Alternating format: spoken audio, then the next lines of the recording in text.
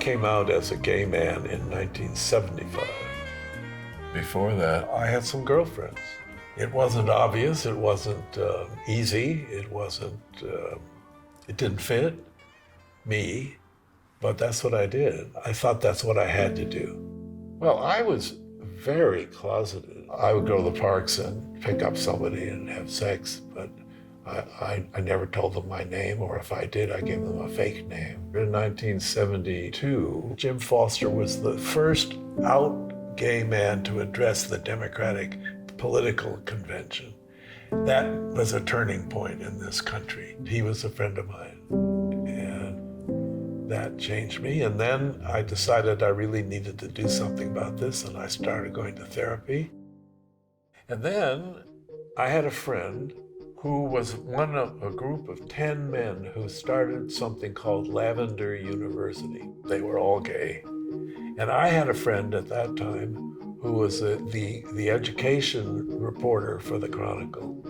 And I asked him if he would be willing to do an article. He said, of course. So I made a plan to bring 2 of the 10 men to him. And I was going to introduce them and then leave. But what happened was only one of them showed up. And he said, well, Al, stay, don't go.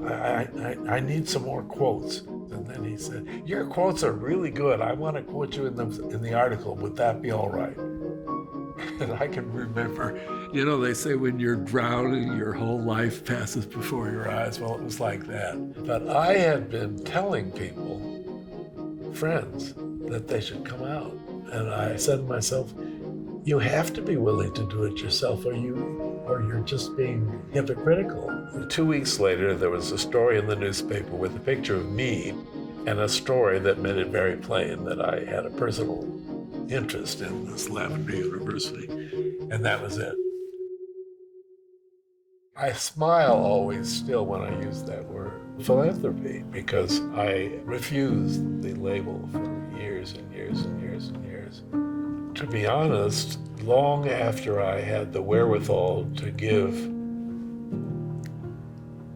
more than most people can, I didn't. And I finally got into it because I was shamed into it by a Catholic friend of mine, a gay Catholic friend of mine who was a lawyer, and we became quite close friends. He had the mentality or the philosophy of a priest, which was do for others. Patrick said, you can do it, just do it.